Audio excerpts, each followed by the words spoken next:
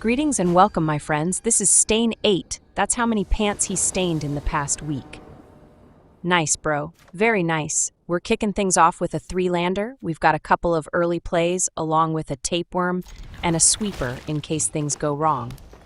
Keep your pants. On our pal the Stainer is living the dream with a first turn Smelf. We're not sure what they're cooking, but that should clear up in a few turns.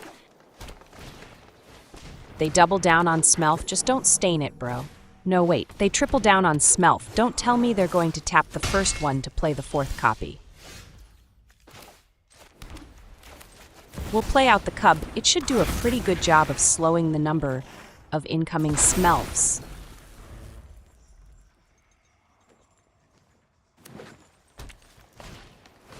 They play out an Earthbender Ascension. It's great and all, but it is a wee bit slow.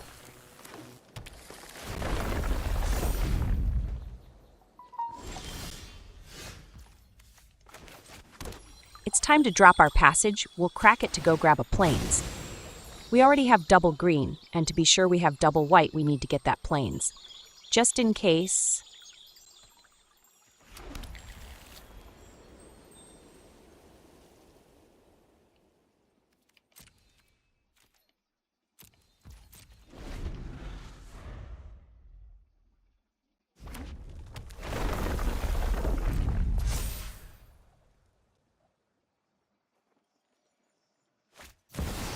They play out the Legend of Kyoshi. They are getting it down a bit early thanks to the Smelf army.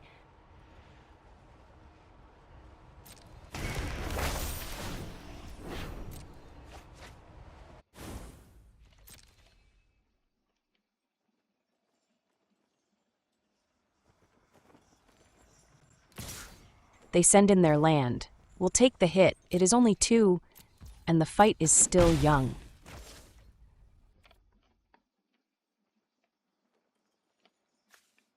The Legend of Kyoshi is a bit too much to let them keep it on board.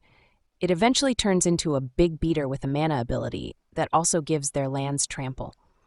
Let's not wait to find out what they can do with this thing. We can snipe it with our Get Lost.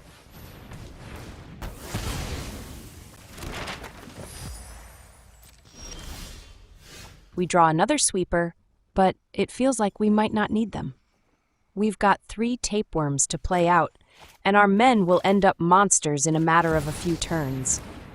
Let them suffer the parasites.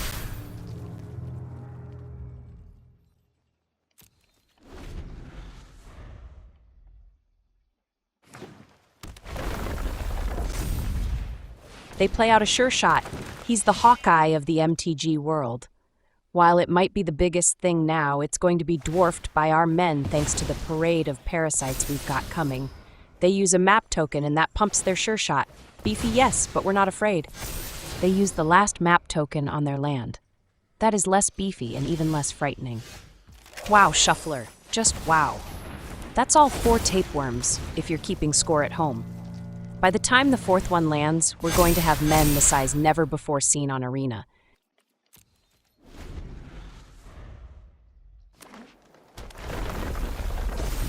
They've fully unlocked their ascension and can pump their men.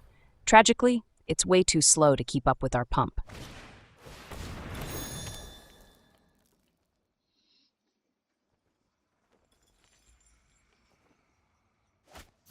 They follow up their artifact with a bum. He's even unleashed. Should have kept him leashed. I don't know what he's supposed to do at this point. What is this? Are they sending the bum in on us? And their pumped-up land. The performance-enhancing candy made them brave. They must be high. We'll go ahead and block. We won't be able to take down their land this turn, but we will be more than capable after our next turn. We'll drop in our 3rd tapeworm, and they get the smell out of town. That's GG's, extra tapeworm cheese. This is Obelisk 3600. Keep your hands to yourself and nobody gets hurt. We get a somewhat slow 3-lander this time. We are without removals, which is a bit of a concern. We do have a flanker and a way to generate more lands. We'll give it a shot. Keep your hopes up. The first play of the game is theirs with an authority. They really hate untapped enemy men.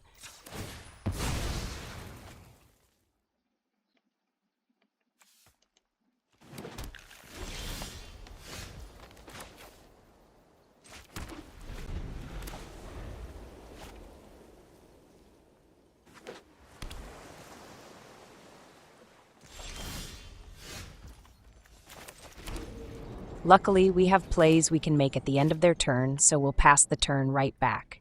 We got nothing over here. Your go, my bro.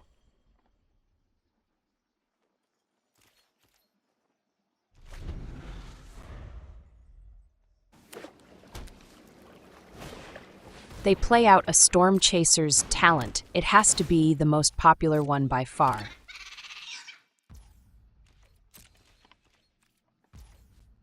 At the end of their turn, we'll play out our Flanker for the Scry. As a bonus, we gain 2 life. On top, we have a pair of lands, which is fantastic. We will keep both, and in that order.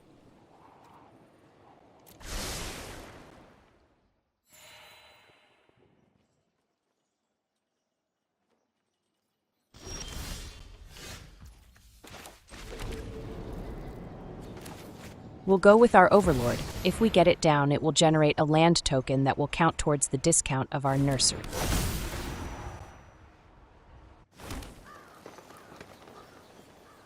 For now, we'll stare at each other. There is no way we will trade our Flanker for their token.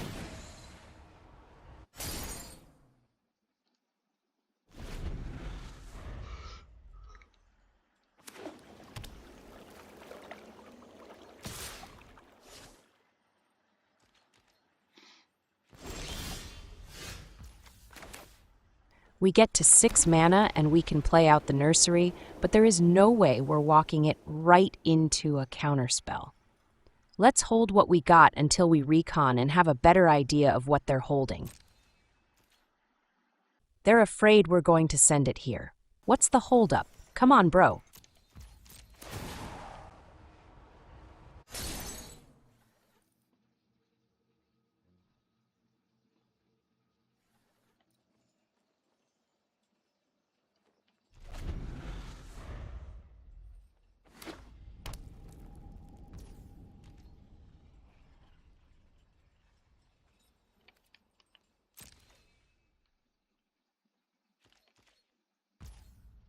Let's snipe their authority. We don't really want to have that mucking things up, and if they counter, they'll be doing us a favor.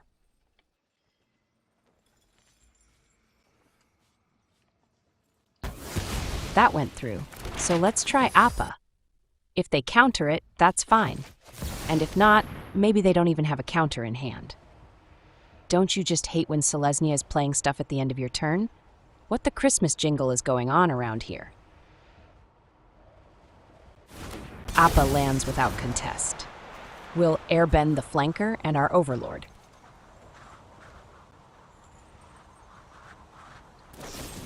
They fire off a removal to hit the Flanker, but they let the Overlord go. I'm not sure bro is playing with a full deck.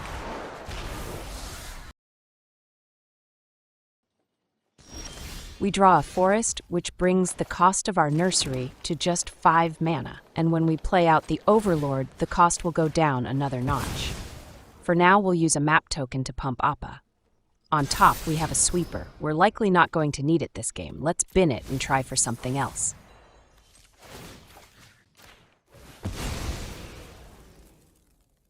Our next map token gets us a land. Our nursery loves it when we play lands. I kind of want to keep the Overlord for after we play out the nursery, but there's no such thing as bad pressure. Get in there, Overlord.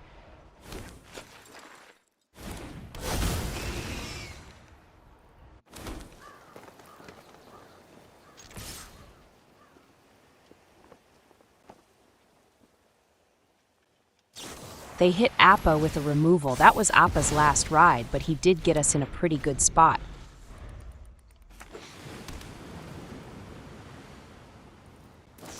They play out an iceberg.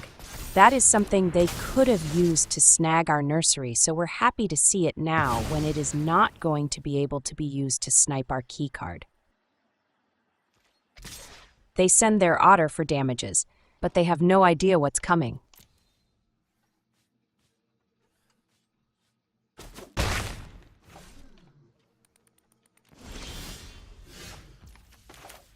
It's time for our nursery. They've got only 2 mana up, which is only good enough for a tax counter, and those are not going to work. Thanks to Ba Singse, we're going to beat down with tree folk and lands. Ride's End is going to be useless against what we're bringing. Even if they snipe our lands, we'll get tree folk, and we can always earthbend more lands.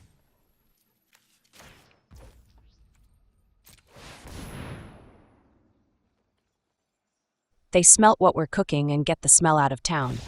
That's GG's. Extra nursery cheese. This is Drakey boy. He likes holding swords in awkward positions. One slip and you clip a feather, bro. We get a 3-lander with a nice curve out. Starting turn 2, we can begin our setup with an Appa to protect after we play out the tapeworm. Keep your pants on. They play out an optimistic scavenger. They are truly optimistic if they think that thing can go the whole way. They start playing enchantments on their second turn. That's a rescue, which would be better played out in response to a removal. Maybe they saw a Selesnya land and figured we aren't playing removals. We don't have one now, but we have plenty in the deck. We've got to take a couple points from our own shock land to be able to play out the Cub.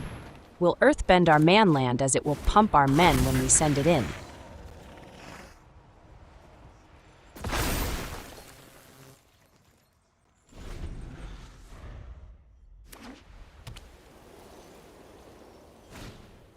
They play out a Sheltered by Ghosts, the removal that is not a removal. I suppose they are still expecting their one guy to go the distance. They follow up with another rescue. They're just dumping their hand. While they are enjoying the early advantage, it's a matter of time before we draw a removal. And we have a line of men coming that we can use to block. We draw another Cub, and we'll have to play out our shock land and take another 2 points to be able to drop in the flanker.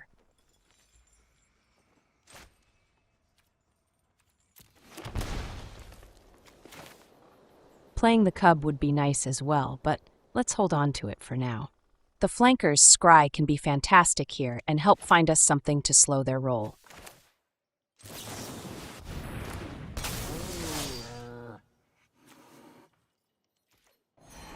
On top we have a land and an Overlord. They are both good. In this deck we want to get plenty of lands, but we'll take the Overlord first.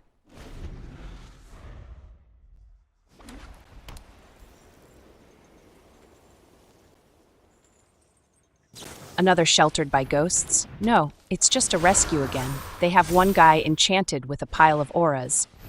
Tell me that's not cracked. They follow up with a more enchantment pump. They've burnt their hand out and are betting it all one guy. Luckily, it doesn't have trample, and we can block it all day, every day. We can't play out the Overlord here. It has to be the Cub. I think from here on out, we have to leave 2 men up in case they top deck another Sheltered by Ghosts.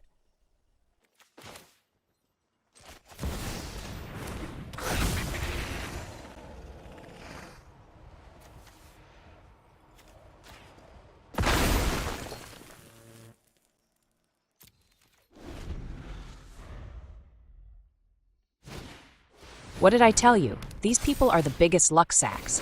Good thing we prepared for this and kept a pair of men available to block.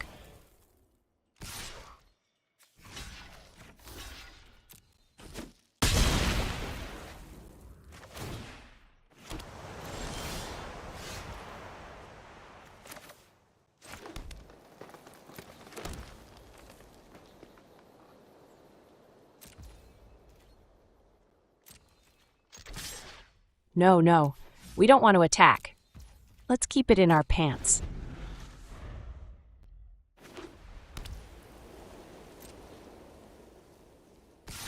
They send it, and our land will have to take the fall.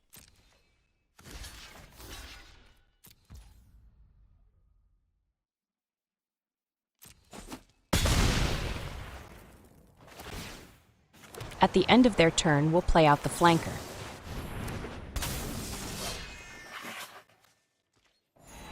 On top, we have another Cub and a land. We'll take the Cub first, as that will give us a pair of men.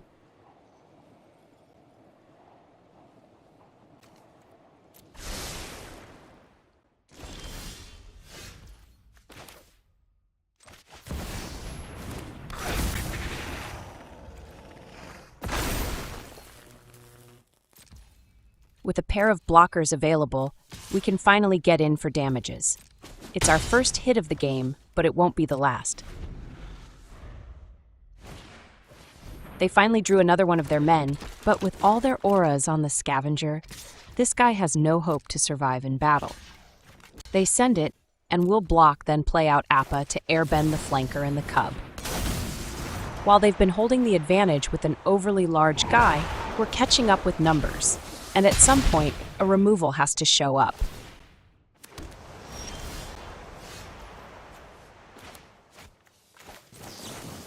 We'll play out our flanker. The more looks we get, the better our chances of finding something to snipe their scavenger with. And there's a sweeper on top with a land under it.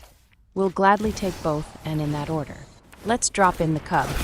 We'll do what we can to hold out in case they draw more men. We're not going to rush to fire off the sweeper.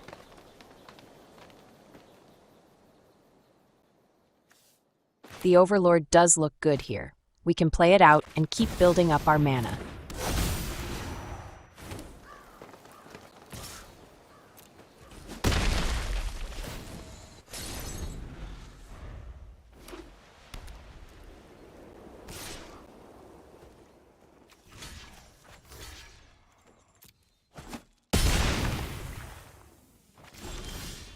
We draw our sweeper, but now is not quite the time for it. It is tempting to play out the tapeworm, but let's hold it for after we clear the board.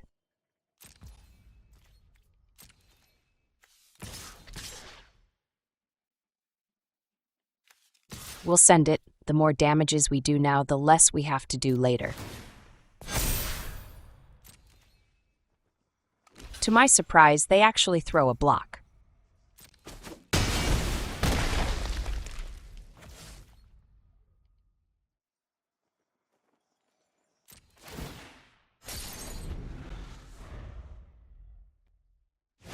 They play out another boob armor for their scavenger. That has to be getting a bit tight around the chest.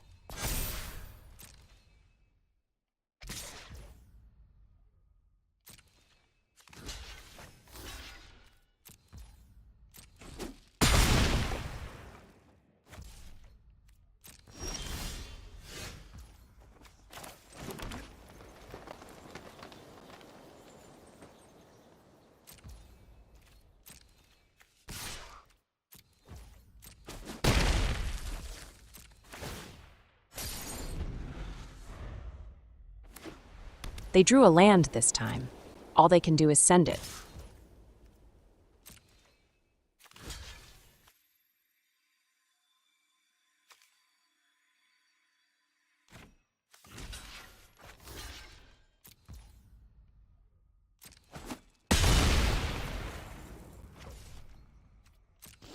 We draw a nursery.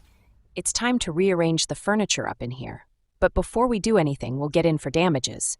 The tables are being turned right after these hits.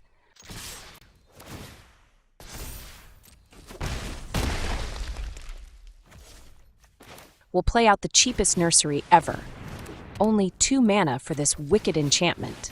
Then we clear out the board. We'll get our land back, and that will give us a tree folk token, and we'll get our cubs back. The Overlord will flip, and it will be a source of more lands every time we swing in.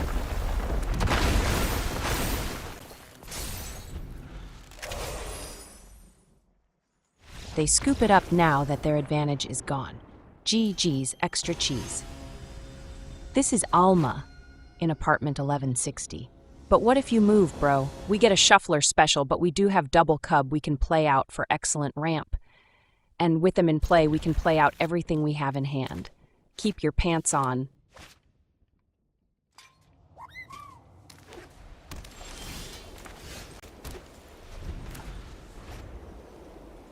They are on Selesnya also, imagine that. We draw a passage, which is great, but it's cub time.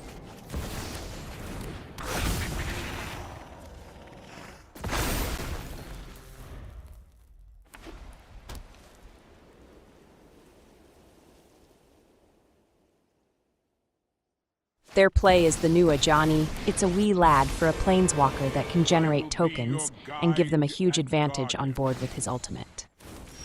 We draw a fourth land. In order to get through to Ajani, we will need numbers.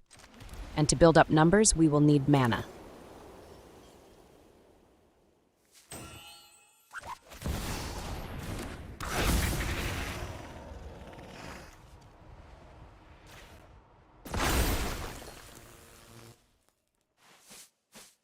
Let's send our cub. They have to block to save a couple of loyalty.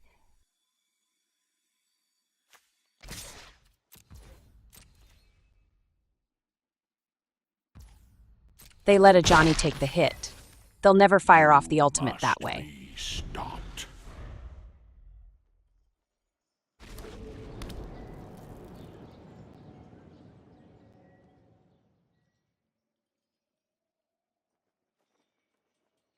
What on earth? That's a heaped harvest. I figured they'd be playing out a defensive measure or some men. A ramp artifact was not on my bingo card. Ajani squeezes out a second token. They were clearly counting on being able to block a pair of attackers, but we've got a surprise. The lesson can airbend one of their tokens, leaving them with only one blocker.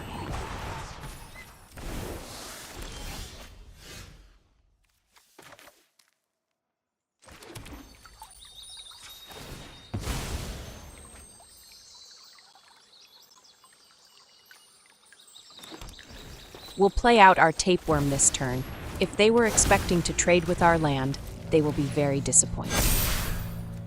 We only need to hit Ajani for 3, so we'll send him our cubs to pay him a visit, and our land can go to face. Damages, bro. Damages.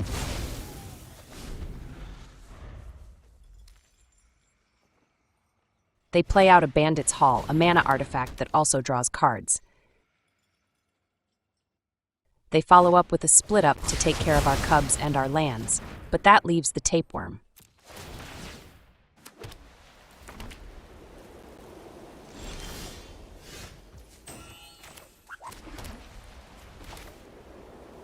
We'll play out our Sage and use its ability to take out their mana artifact.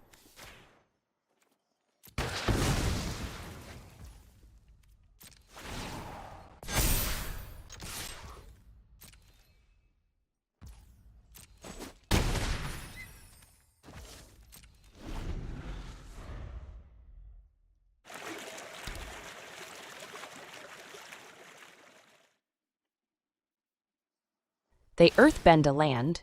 It's a source of never-ending blockers. But if we keep growing our numbers, they won't be able to keep up.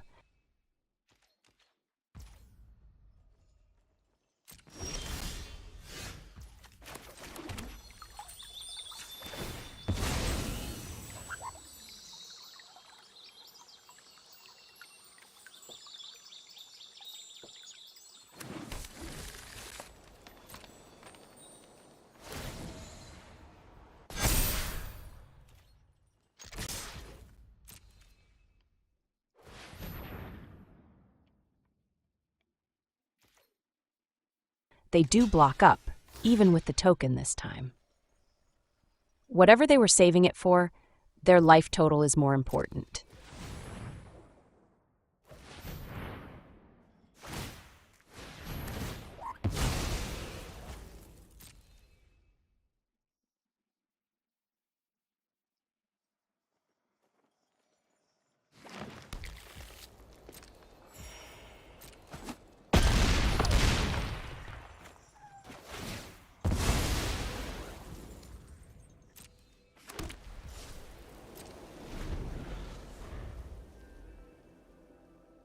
They play out an Ugin, they go for our tapeworm, but we can use the reversal to save it.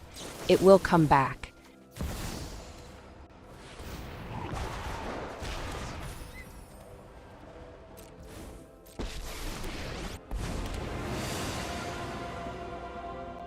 They use the card draw ability, but they are out of mana and out of plays. We'll be able to take down their Ugin on our turn. At the end of their turn, we'll drop in our flanker. It's more damages, and the scry could help us out. On top, we have a tapeworm and a land. This time we'll ship the land.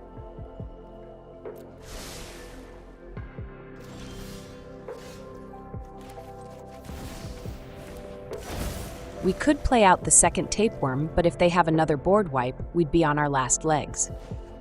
Let's spend the rest of our mana to earthbend a land, then we can send it right at Ugin's face and work their life total down a bit.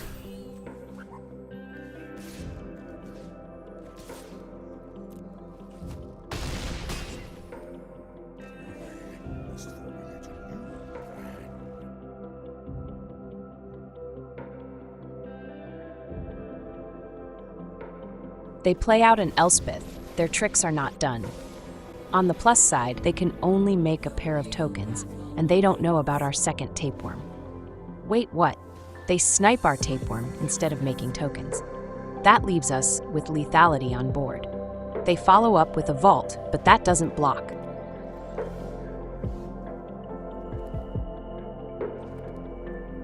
We'll play out our tapeworm before we send it.